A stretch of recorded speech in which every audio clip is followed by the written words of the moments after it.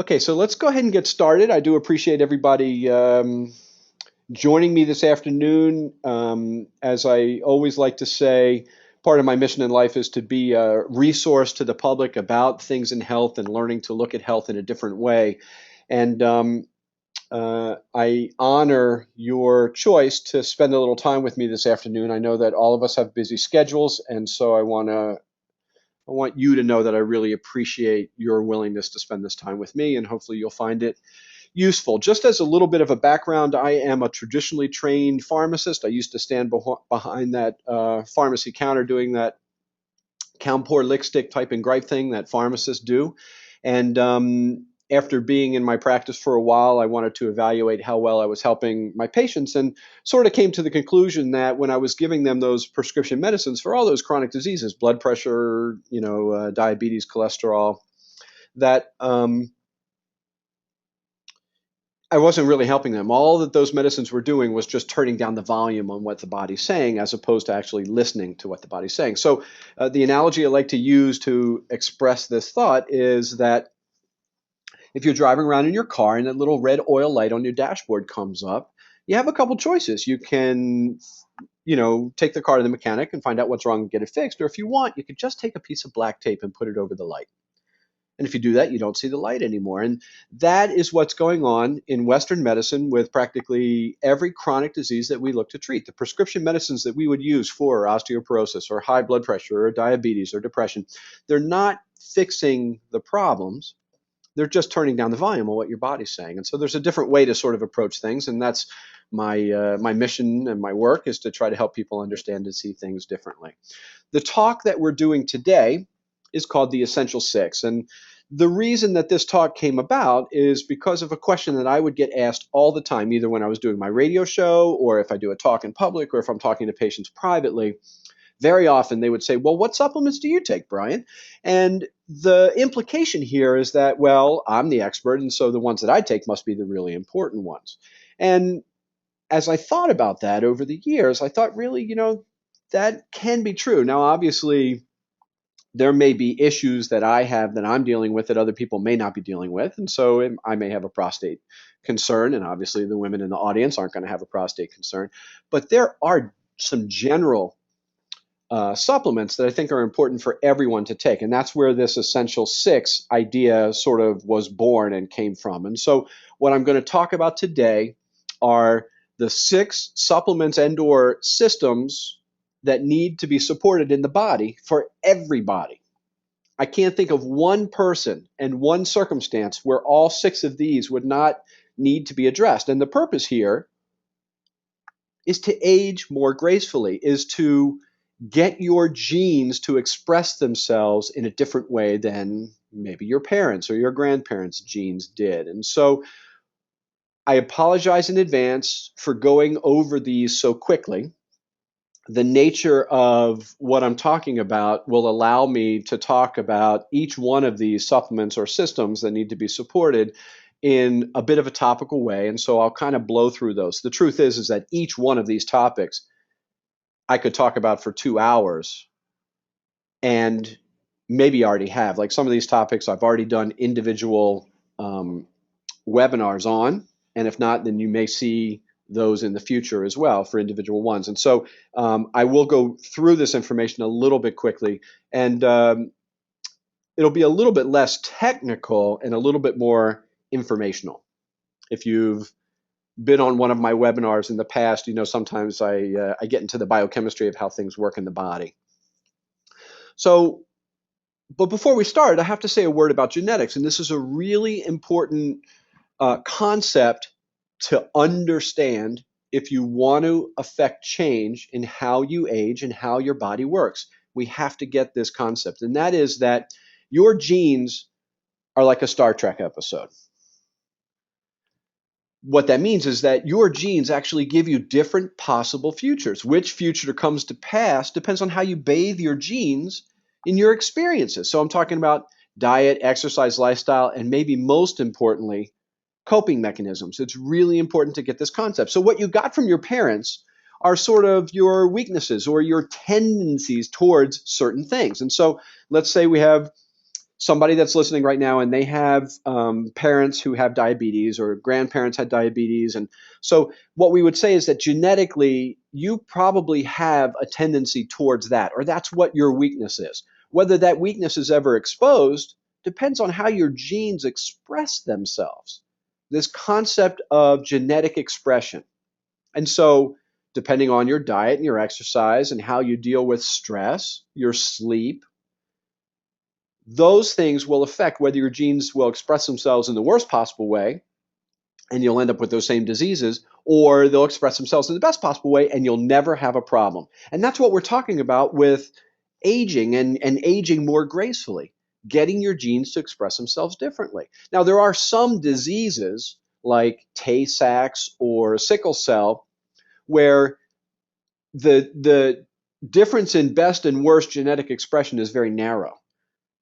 But for all the chronic diseases that we're worried about as we get older, high blood pressure, cholesterol issues, cardiovascular concerns, diabetes, osteoporosis, depression, many cancers, the difference between best and worst case genetic expression, that gap is very, very wide.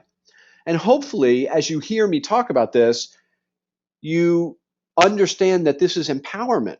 Because in essence, what I'm saying is that you have the opportunity to change how your body works in the world, how you react to things, and genetically how your genes express themselves without needing prescription medicines.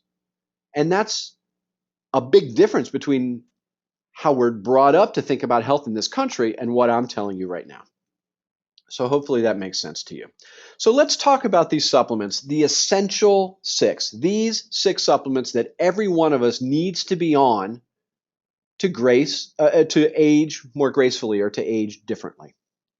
And again, I just want to point out, if you have questions, just point them right in, just type them right into that little question box on your control panel, and I will see them immediately and will address them when it's appropriate to do so. So number one, we're talking about healthy fats. And this story really has to do with fats being out of balance. And so the way to think of this is that there are two kinds of fats. There are pro-inflammatory fats and anti-inflammatory fats. So there are fats that lead to inflammation. Those are called omega-6s. And there are fats that work against inflammation. Those are called omega-3s. And 100 years ago and beyond in our diet, we got a certain ratio of pro to anti-inflammatory fats. And that ratio was anywhere from a 1-to-1 to a 2-to-1 ratio of fats that cause inflammation against fats that work against inflammation. Well, what is it today? The standard American diet, the ratio is anywhere from 15 to 30 to 1. 15 to 30 to 1. That's why we have so many itises. That's why we have so many issues with chronic disease, not just the ones that are obviously related to inflammation like arthritis, but the truth is that every chronic disease in the body actually has an inflammatory component, and inflammation plays a role in the genesis of that disease. So when we are so out of balance with our fats, our tendency is towards inflammation, and that is one of the undercurrents or one of the precursors or one of the underpinnings of chronic disease in general, all the things that we're trying to avoid as we get older, including the nasty ones like cancers. And so we have to get that fixed. How do we fix it? Well, we can change our diets, but the truth is it's really difficult for us to get back into balance with fat just from dietary alone, because many of the fats that we're exposed to in our society today are those vegetable oils, and those are omega-6s. Those are the ones that lead to inflammation. And even natural sources of the healthy fats have been changed because of the way we farm them. So, if you were to catch a deer in the wild and eat it, and that deer ate the way nature intended, the fats that you would get from that deer would be in a certain balance, more what nature wants from you. But when you eat beef that comes from cows that are fed corn, their fats are out of balance. And so when you eat that animal, our fats are out of balance as well. So, and I also just want to point out that these healthy fats have a huge effect on genetic expression. if you want your genes to express themselves in the worst possible way and for nature to sort of take advantage of every genetic weakness that you have, then have your fats out of balance. And that's what happens in society today. And if you want to reverse that, you have to have your fats in balance. And it makes a huge difference on genetic expression. So, what are the positive effects of these healthy fats? Well, number one, they're anti-inflammatory. So that affects joints. It affects allergies. Allergies are really nothing more than an overzealous inflammatory response. Helps cells communicate with each other, especially when it comes to nerve cells and brain cells. So we're talking about memory and focus and concentration. Nothing is important as having your fats in balance. They help lubricate things. So again, joints, but skin, hair, and nails. And when people get on a proper healthy fat supplement and or whatever else they have to do to balance their fats, they find that they see differences in their skin, their hair, their nails, their joints.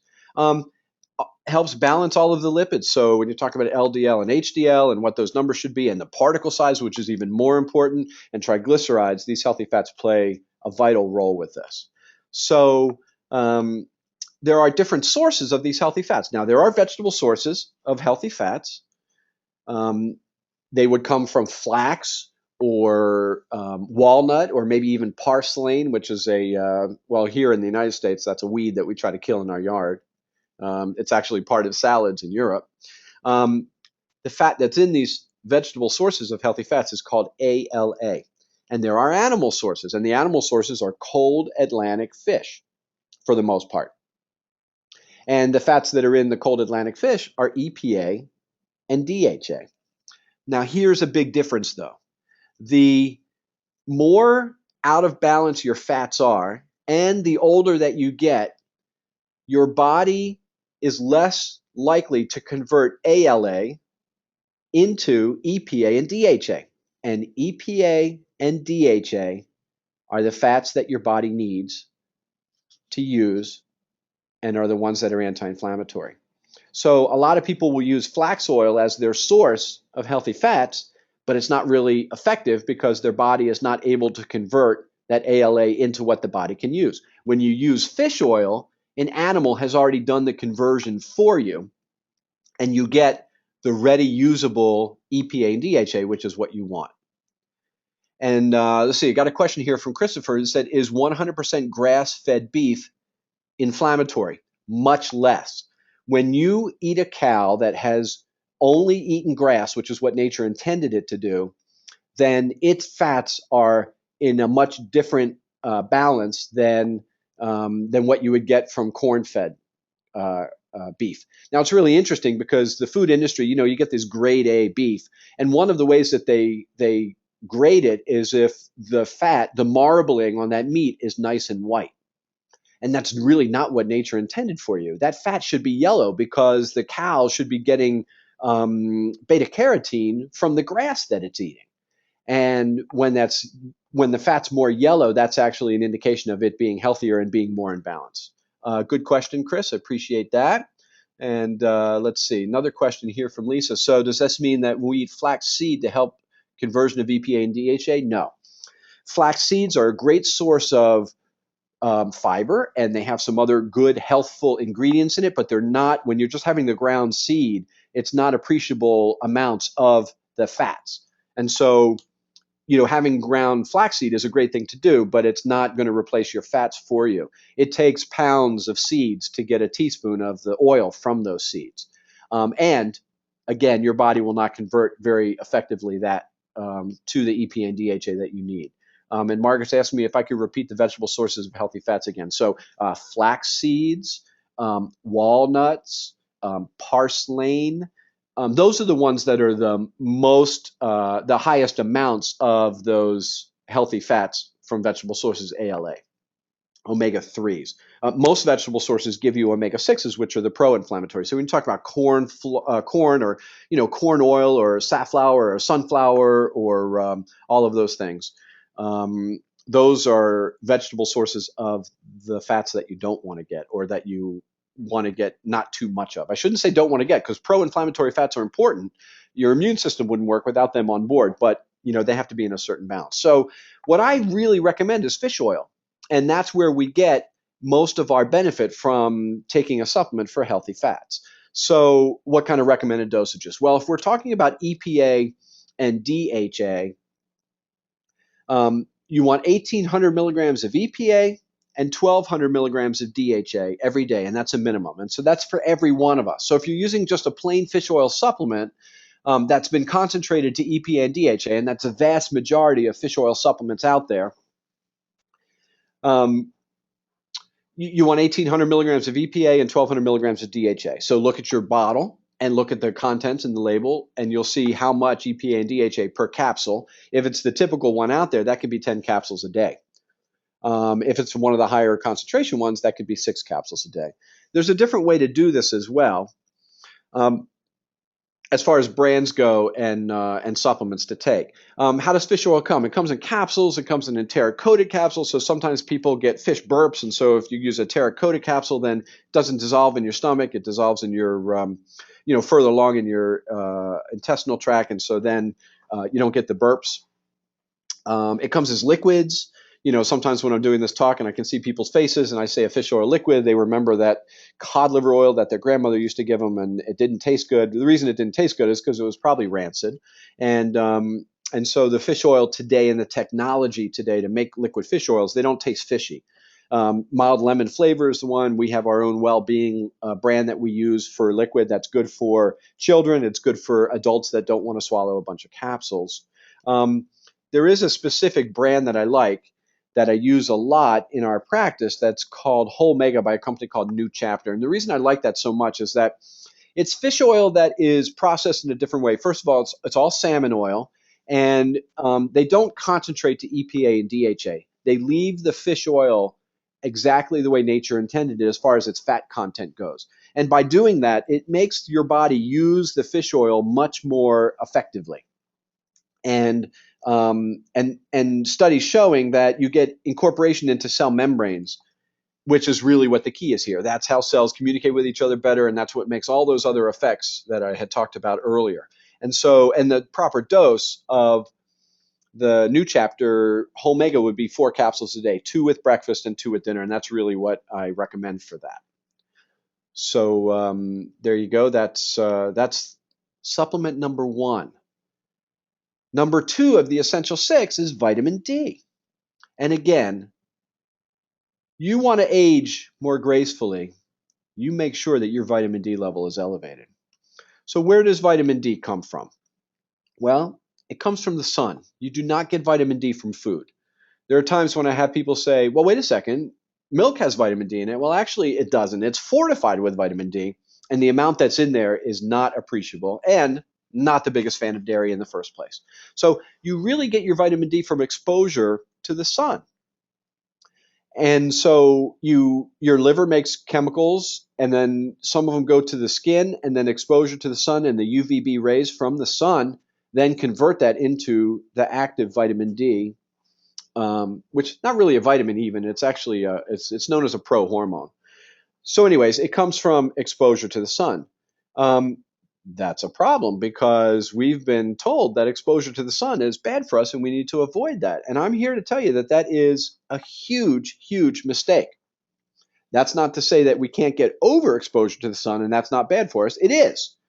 So, when I was a kid and we used to go to the beach and we used to put baby oil on and baste in the sun for all day and overexpose ourselves to the sun, that was not healthy. But exposure to the sun is very, very important because of vitamin D. So how much do we get from the sun? If you were to get exposure at the proper time of day to the proper sun, and I'll explain what that means in a second, you can make about 10,000 units of vitamin D. That's about what nature will provide for you on a daily basis. I want to give you the rule of thumb when it comes to sun exposure and vitamin D. And that rule of thumb is that go outside and look at your shadow. And if your shadow is longer than you are tall, you are not making any vitamin D from that exposure to the sun. Because that means the sun is lower in the sky, and that means that those UVB rays have more ozone to go through to make it to you, and they bounce off. And so if your shadow is longer than you are tall, you're not making any vitamin D from that exposure to the sun, regardless of what time of day it is, or even what time of year it is. So for those of us in Baltimore, and I see that we have some listeners in the Colorado area as well, this time of year, go out in the sun all you want. You're not making any vitamin D from it. It's too low in the sky. And the more northern you are, the less time of the year you actually make vitamin D. There are other barriers to making vitamin D as well. As you get older and your skin gets less elastic, it's harder for you to make vitamin D. And if you have a darker skin tone, that is also a barrier to make vitamin D. So African Americans have a harder time making vitamin D. The darker that your skin is, the less likely you are to make vitamin D from exposure to that. So I have a question here from James, and he's going back to the EPA and DHA and how much. Again, 1,800 milligrams of EPA and 1,200 milligrams of DHA. So here are some other facts that are important to understand about vitamin D. Number one, almost everyone is deficient. Almost everyone is deficient, and that's because, over the past 20 or 30 years or whatever, we've been told that we should be walking, talking shade. We should be afraid of the sun, and we don't get enough exposure to the sun, and thus we don't make enough vitamin D. There are blood tests that you can measure your vitamin D, and I do recommend that you get this done. I would tell you, my statement is, I think it's more important for you to know your vitamin D level than it is to know your cholesterol numbers. Very, very important to know your vitamin D. And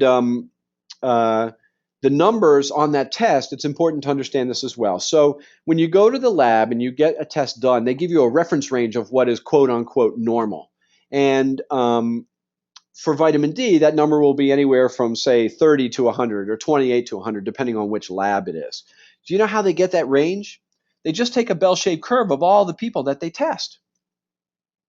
And so if all of us are deficient, then that reference range is artificially low, and that's the case with vitamin D. And so we want to see that range more into the 50 or 60 range when you get that blood test done. That's what a good number is. So there are people who get vitamin D tested, and then they get a call from their doctor, and the doctor says, oh yeah, your vitamin D level's fine. Doesn't even give you a number. And you want to know what that number is. And if that number is 30 or 32 or 35, doctor's going to say, yeah, it's fine. And I'm telling you, it's not fine, and it needs to be higher. And that has implications with many, many different things in your health. Vitamin D and the effects of getting that blood level up into the 50 or 60 range affects immune function, structure as far as fractures go, cardiovascular health, depression, even falling. Question from Margaret. So is the best time to get sun sometime between the late morning and early afternoon, and how long should I stay in the sun? That is a really good question. So yes, depending on where you are in the in the world, if you are going to make vitamin D from the sun, it needs to be higher in the sky. So you're talking about between 10:30 and 1:30 is more likely than maybe if you're down in Florida. Exposure is better for it to be more than just, face and half of your arms. You want some truncal exposure, and you want to make sure that you're not overdoing it. And so you want to increase your time in the sun gradually. Your body has a natural tendency to help protect you from overexposure to the sun. It's called tanning. And so, the first time you're out in the sun, don't be out there for an hour, you'll get burnt. And that's where you can start to cause some problems as well. That's called overexposure as opposed to appropriate exposure. So thank you for that question. A question from Margaret that says, I'm in Baltimore, right? And so here today, go out in the sun. If there was any sun out there, you would not be making any vitamin D. Carol's asking, how do sunscreens affect getting vitamin D? The idea of sunscreen is to block the UVB rays, which stops you from making vitamin D. So that's another factor against making vitamin D. And all of this using of sunscreens and wearing clothes that have sunscreen built into it so that we don't get exposure to the sun through the clothes, that also is ultimately a mistake. So all of these things, all of these functions are effects of getting your vitamin D level up. So notice it says immune function on there. So we're talking about cancer, we're talking about cold and flu, we're talking about autoimmune diseases. A common occurrence in practically everyone that has some sort of autoimmune disease is that they have low levels of vitamin D. And here's an interesting fact, and that is that along the equator, they don't have a flu season like we have here. And the reason is because they get exposure to vitamin D making sunlight all year long. The reason we get our flu season here when we do is because we get less vitamin D, and then our immune system gets dampened. So here's a little chart that I wanted to show you that I think is kind of interesting, and it shows the disease incidence prevention related to vitamin D serum levels, or that number that we were talking about. You'll notice that there's many cancers on here, including breast, ovarian, colon, diabetes, sorts of fractures, even falls. And you'll see that, when you get your number into the 40s and 50s, that your incidence of having these diseases are much lower, or your prevention of having those diseases is much higher. And this is one that's really interesting to me, and that is women that have their, vitamin D level above 31 or 32 fall 72% less of the time. Not fracture from falling, but actually fall. And you see heart attacks with men on there as well. So anyways, I just think it's kind of interesting and sort of evidence about the whole vitamin D thing. So there are different forms of vitamin D. Vitamin D2 is the synthetic form, and vitamin D3 is the natural form. And the only real difference, well, there's two differences: cost. That's why you'll see the vitamin D2 in lots of the name brand vitamins, because it's a little bit less expensive. But the biggest difference is that it's not as effective in your body. Vitamin D3 your body uses much more efficiently. And so that prescription medicine that doctors can write sometimes 50,000 units once a week, that is synthetic vitamin D2. It's also kind of goofy if you think about it, because the body doesn't want a big bolus of vitamin D, once a week. It wants a slow, steady influx of vitamin D. So you would be better served by taking, 5 or 7 or 8,000 units a day of vitamin D3. You'd get a much better effect than that, prescription medicine. What kind of dosages? This time of year, I recommend 5,000 units every morning. 5,000 units of vitamin D every morning. And if you wake up and you start to get that little tickle in your throat, or that sniffles that is going to turn into a cough or cold or flu, taking 30, 35,000 units in the morning for 2 or 3 mornings in a row usually is enough to get your body to be able to fight off what it's starting and sort of nip it in the bud right then and there. Brands. Number one most important thing is to make sure it's vitamin D3, also known as cholecalciferol, and that is the natural vitamin D. Once you're over that hurdle, cost is king. And vitamin D should be very, very inexpensive. The one that we use here most often is either our own Well-Being brand, and for the higher dosages, we use a brand that's called Healthy Origins, and it's very, very inexpensive. A bottle of 120 of those 5,000 unit capsules, so that's a 4-month supply for one person, might be $12 or $13. It's very inexpensive. Vitamin D also comes in drops, and so you can find vitamin D that's either 1,000 units or 2,000 units per drop. So it's great for people that don't want to swallow pills, or for children, or whatever. So that's the vitamin D story. That's number 2. Number 3 on the list is probiotics, good bacteria. And so here are some facts to understand about this. Number 1, your gut is really your first brain. And within that gut, a whole world lives. And the way to think of this is that that's actually not part of you. That's part of the outside world. Your entire gastrointestinal tract, from mouth all the way through your body and out, is just a tube that you happen to carry around with you. But it's still part of the outside world, and there's a whole world that lives in that tube. Once something crosses that barrier into you, then it becomes part of you. But until then, it's really just a part of the outside world that all of us are carrying around with us. And it's very important to maintain the proper environment within that world.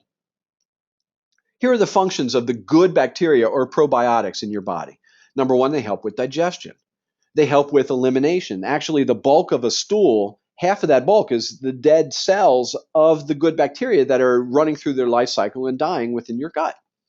They help protect against negative things that shouldn't be growing within your gut. I'm talking about other bacteria, I'm talking about viruses, I'm talking about yeast.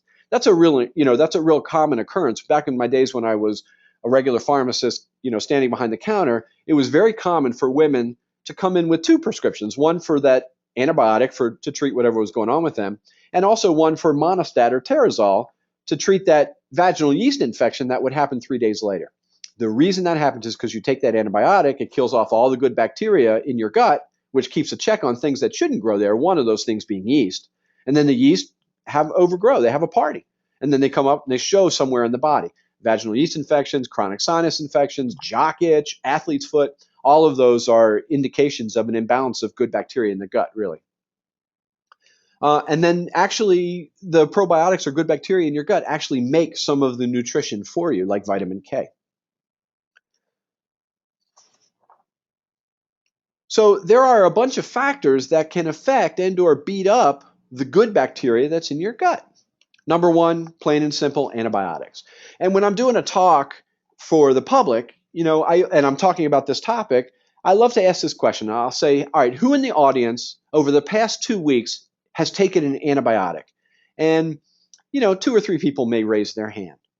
And then I ask the other question is, well, who in here has had chicken, beef, or tap water in the past 2 weeks? And of course, almost everybody raises their hand.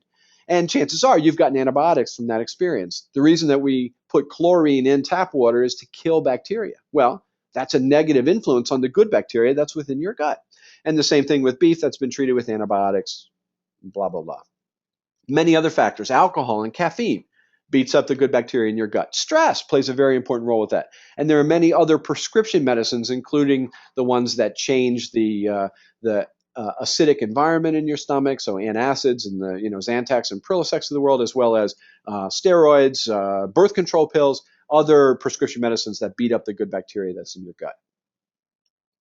So here's another interesting thing that I'd just like to point out real quickly, and that is that when I was in pharmacy school, and this is the early 80s, we were told that the appendix is an organ that evolution was making not needed anymore.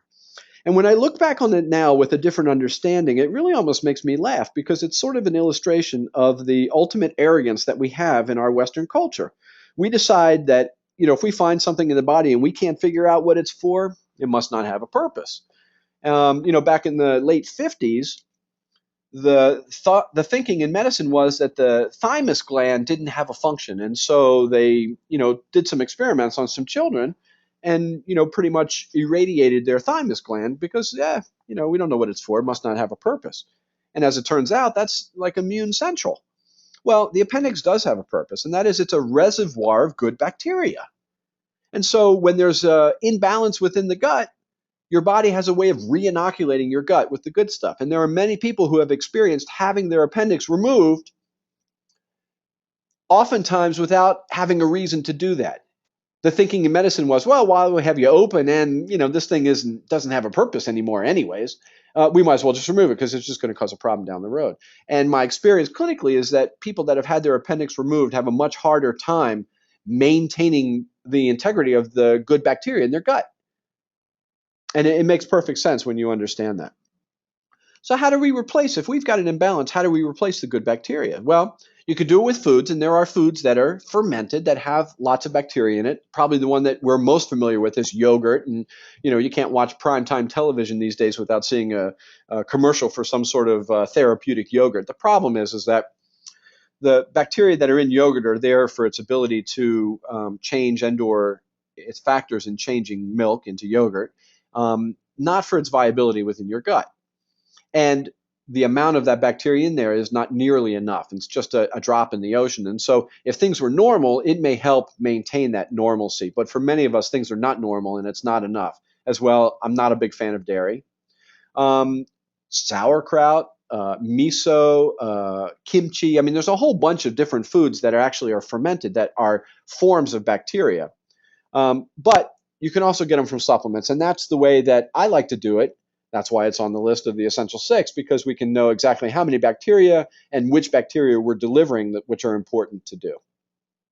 Another little fact that I should point out is that babies that are born by cesarean section have a different makeup of bacteria in their gut and have a tendency to have more problems in their gut than babies that are born vaginally. It's because nature intended us to come into this world through a certain route and pick up some bacteria on the way.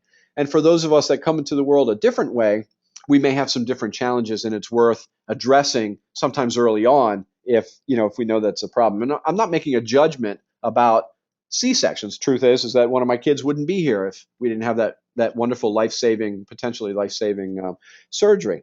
And she has different gut health than kids that are born vaginally. So just a little tidbit of information there. So when it comes to a probiotic in a supplement, there's a couple of issues that you want to address. One of them is the viability of the bacteria in the supplement form. There's a whole science that goes into keeping those bacteria alive in the capsules. And so number one, you want to look for potency. And this is where getting some help from a professional who understands the market and the marketing is important, because there's a lot of misinformation and misunderstanding out there. And so number one, you want to use a probiotic that's very potent. The one that I use most often has 30 billion bacteria per capsule. But this is where you have to be careful, because there are other companies out there who will say, maybe our product has 20,000, 20 billion bacteria. But what that means is at time of manufacture. And by the time that product makes it from the manufacturer to the wholesaler, to the retailer, to you, many of those bacteria die. And so you want to have a product that's guaranteeing an amount of bacteria at time of expiration, not at time of manufacture. So the one that I use, I'll talk about in a second, is called Whole-Mega. It's called Probiotic by a company called Healthy Origins. And it's 30 billion bacteria per capsule. It is a multi-strain formula, which means that it has a bunch of different bacteria in it. You don't want to take a probiotic that just has Acidophilus or just has Bifidus. There's a whole bunch of bacteria. And so this is an 7 or 8 strain formula that has a bunch of different bacteria in it that all play a role with what's going on within your gut. And again, it's made by Healthy Origins, and it's the one that I use most often. So 1, is potent. 2, multi-strain formula. 3, completely shelf stable, which means that you don't have to refrigerate it. And to me, that's a big issue with my patients, because when you have to refrigerate something, it's out of your sight. And it's easier to forget taking it when you have to have it in the refrigerator instead of on the counter with the rest of your supplements, if that makes sense. And so it's called Probiotic by Healthy Origins. So there's a question from Sarah that says, would you suggest probiotics for pregnant women regardless if they are going to have a C-section or deliver vaginally? Yes. It is important to maintain the bacteria of the gut for your immune system, and if you're pregnant, for the baby's immune system as well. Same thing goes for once you're nursing. But mom taking bacteria, probiotic formula does not affect how the baby picks up bacteria, either being born through C-section or being born vaginally. It's a different issue. Thanks for the question, Sarah. Appreciate it. All right, number 4, and again, I do apologize for sort of rushing through these, but as I said, there's either a webinar already on our archive about each one of these things individually, like vitamin D or the healthy fats, or there's one on the way. Okay, so supplement number 4 is digestive enzymes. And so here's the story real fast. This is the digestion story. And this is what nature intended. This is how digestion is supposed to work. You eat something, you chew it up, you swallow it. It drops into the upper part of the stomach, which is called the cardiac stomach. And basically, it's just a warm, moist chamber where the enzymes that are in the food that you just ate start to break that food down. Then the food drops to the lower part of the stomach. The body says, all right, I have X amount more digestion to do. Liver and pancreas help with that process, and you digest your food and you live happily ever after. What nature intended is 50% sort of pre-digestion, if you think of it that way, the enzymes that are in the food, and 50% of your body doing the work. Well, what happens with the standard American diet?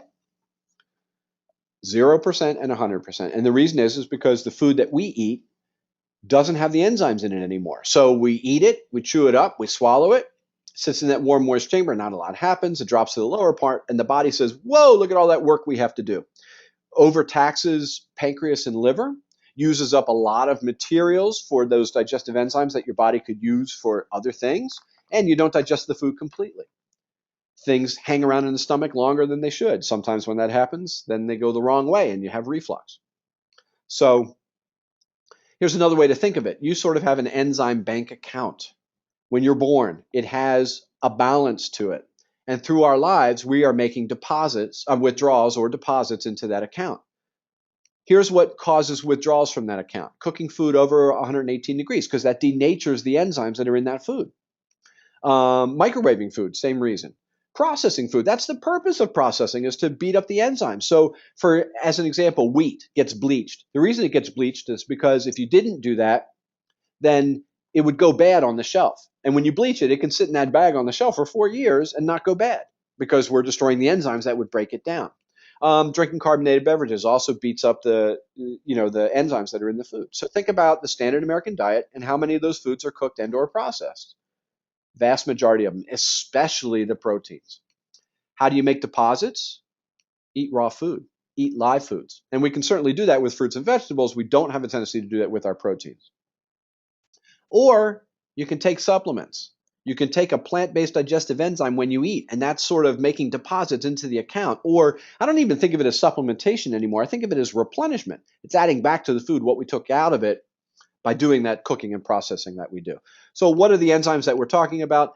They have come big names: proteases, lipases, amylase, cellulase. I mean, they're things that break down proteins, fats, carbohydrates, starches, everything that you can imagine. Nature works in a very cool way. The food that you eat has the enzymes in it to break that food down until we do those things to the food that beat up the enzymes that are in the food. So when it comes to digestive enzymes, you can take pancreatic enzymes. Those are the enzymes that your pancreas makes to help with digestion, and you can take those in capsule form as well, or you can take plant-based enzymes. The difference is that when you put pancreatic enzymes into your stomach, you are down-regulating your pancreas from making more enzymes. There's little detectors in your stomach that tell the pancreas, hey, you did your job. We see the enzymes. So you can back off now. So if you constantly are putting pancreatic enzymes in from the outside world, you're constantly telling pancreas, hey, don't do your job. You've already done it. We don't want to do that. So when you use plant-based digestive enzymes, you avoid that happening. There's a couple different formulas that we use or brands. One of them is called Similase. The other is called Digeszyme V. I like the Digeszyme V one the most. I like both of those formulas because they're complete. When it comes to this gets a little technical, but when it comes to proteases and breaking down proteins, different enzymes are active in different pH ranges. And so you want to have a digestive enzyme product that has proteases that are active in all the pH ranges. So it works in the stomach and then it works in the small intestines all the way along as the pH goes from acidic to neutral to slightly basic. So Digeszyme V or Similase. Dosages, if it's the Digeszyme V, you take one with each meal, and that means right before you eat. You want this in the stomach just a minute before the food hits. Capsule dissolves, food hits the stomach, and the enzymes that were supposed to be there are now there, and then your body can work more the way it's supposed to. More completely digest those foods. For those of you that are athletes and you're concerned about making sure that you're getting every bit of benefit from your proteins, this is a great mechanism to do it. Supplement number 5 on the list are anti-inflammatory herbs. And again, inflammation is the underpinning of all chronic disease. And the reason is because of genetic expression. Inflammation is a signal to the body that something's not right and the body wants to make an adjustment. An example of that would be allergies. You have a reaction to something, the body creates histamine, and that is a signal of inflammation. That's the body saying, hey, something's not right, we got to fix it. And we release histamine to cause some physiological changes to bring fluid to an area like your mucous membrane so that your immune system can work on that. That's why you get sniffles and cough and all that stuff. So inflammation affects genetic expression in an amazingly important way. That's why inflammation is such an underpinning of every chronic disease. So there are, how is it measured in the body? Well, there's a blood test that you can get done. And again, I think every one of us should get it done, just like I think we should get our vitamin D levels done. And I would tell you that this is just or more important than knowing what your cholesterol numbers are. And it's called C-reactive protein, which is a measure of inflammation in your body. What's a good number? Well, ideally, you don't want to have any inflammation in your body. There are those of us who recognize the inflammation in things like arthritis or bursitis. And there's many of us that are walking around with a level of inflammation that is not detected by us feeling it at all. And yet it's causing problems within our body. And so the way to measure it is with this test. High sensitivity C-reactive protein or CRP. And we ideally want 0. Now, just living in our society, having exposure to toxins and whatever, there's going to be some inflammation and it should be there. But generally, you want to see that number below 1. On the blood test, you'll see that as you get older, it says it's more acceptable to have more inflammation. So, if you're in your 60s, it might say that 2 or 2.5 and below is normal. And in your 80s, it might say that 4 is normal. So we want to see it as low as possible. But for the most for the most part, we want to see it below 1. There are a bunch of different herbs that are anti-inflammatory, herbs like ginger or turmeric or boswellia. And the products that I like to use are combinations of different herbs like that. The one that I use most often is a product that's called Zyflamend by, again, that company called New Chapter. And it's a combination of turmeric and ginger and a bunch of other rosemary and some other herbs that are all anti-inflammatory.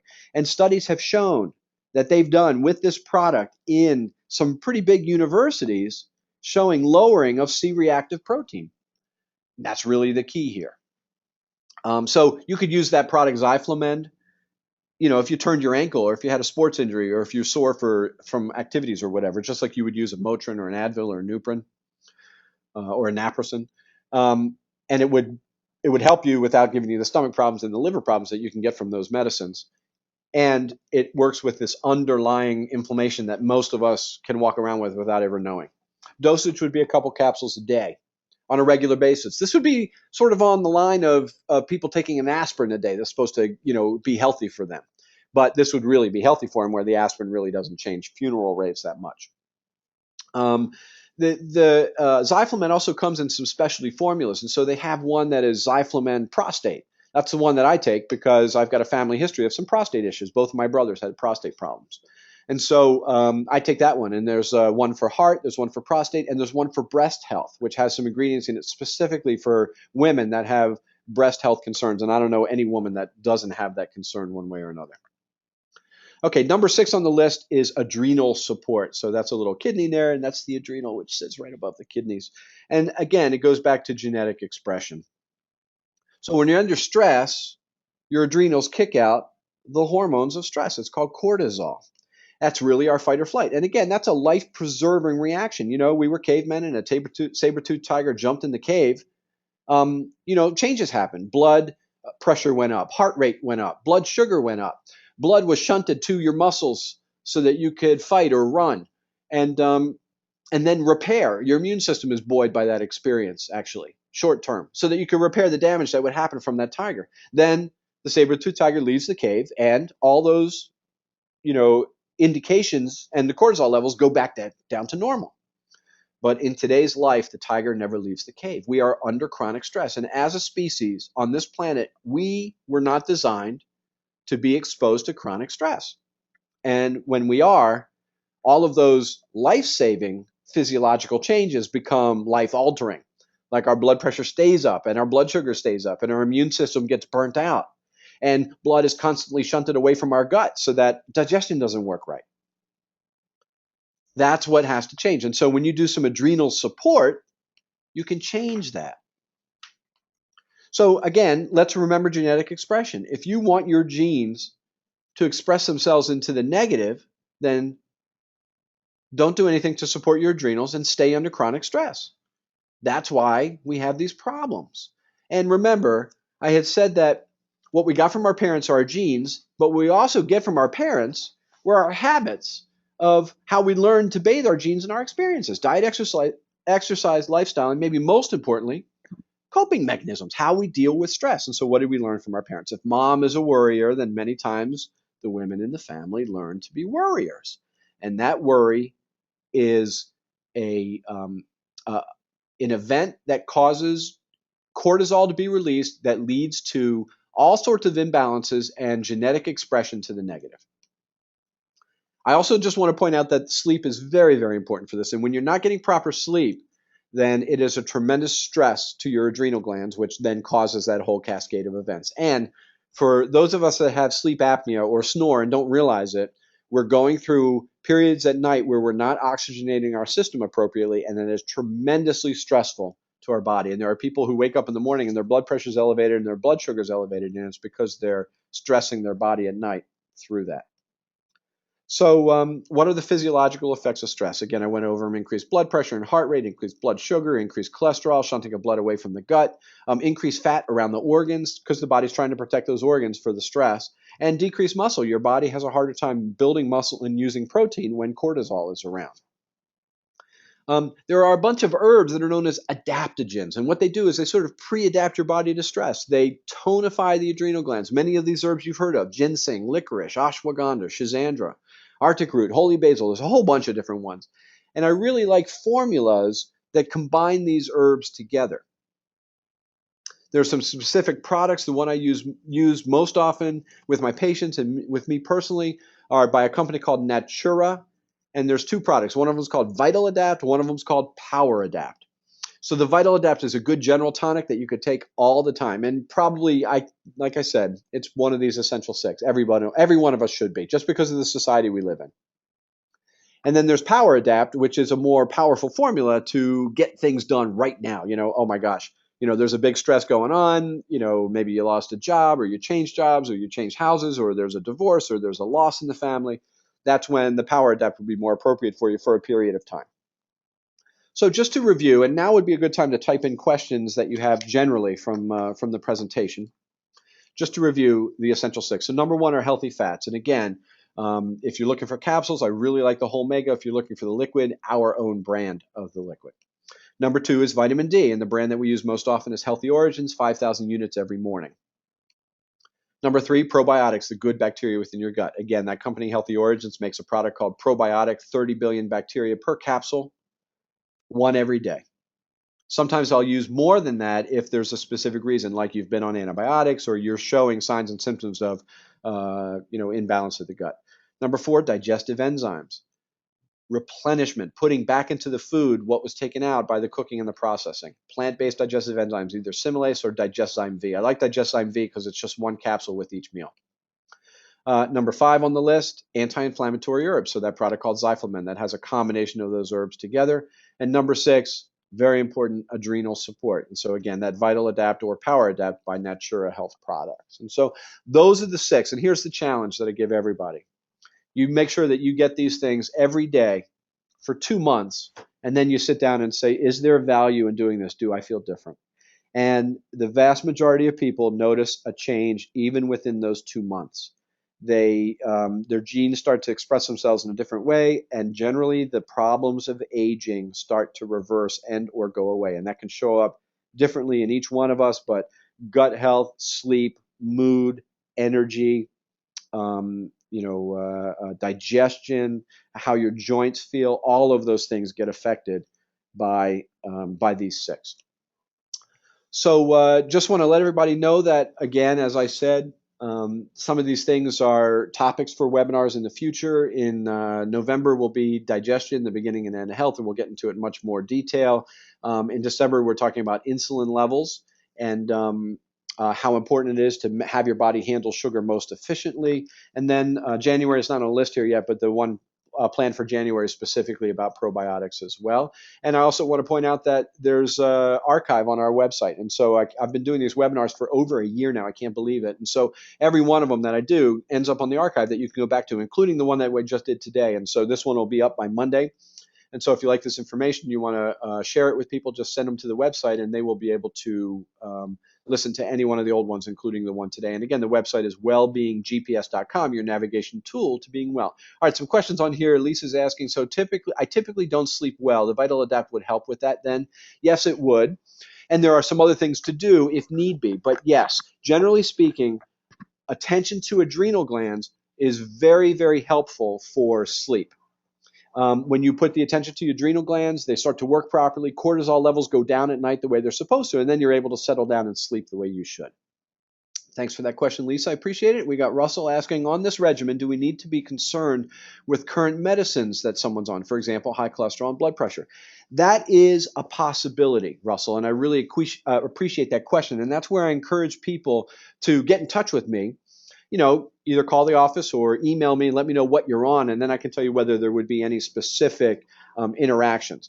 For the most part, blood pressure medicines and cholesterol medicines, no, there wouldn't be any interactions with this. Sometimes people that have are on blood thinners, we're a little bit concerned with healthy fats, and so we just want to manage that in a very specific way. And sometimes if we're doing things that's affecting liver function, that can affect a couple of prescription medicines. But for the most part, these are safe and effective for everybody. We've got Sarah who's asking, back to vitamin D, do light boxes used for seasonal depression in the winter help give us vitamin D in the winter? It's a possibility that they do. It depends on the kind of light rays that are coming from them. Full spectrum light boxes that emit UVB rays can help make vitamin D. Those are the ones that generally are in tanning beds, and so there are some people who will try to make their vitamin D by using tanning beds instead of supplementing, and that certainly is a potential. Thanks for that question. Lisa says, fantastic webinar. Thanks so much. Thank you, Lisa. I appreciate that. Chris is asking, is krill oil any better or worse than fish oil? Good question, Chris. There's a lot of information out there about krill oil. The advantage of krill is that the EPA and the DHA that come in it are in a form that is called phosphorylated, which means that the body can absorb and use it and integrate into cell membranes easier. That's not unique to just krill oil. That whole mega fish oil that comes from salmon oil and the way it's processed, very similar. The downside to krill oil is one, the cost, and two, not very high amounts of EPA and DHA. And so I am a big fan of fish oil as opposed to krill oil.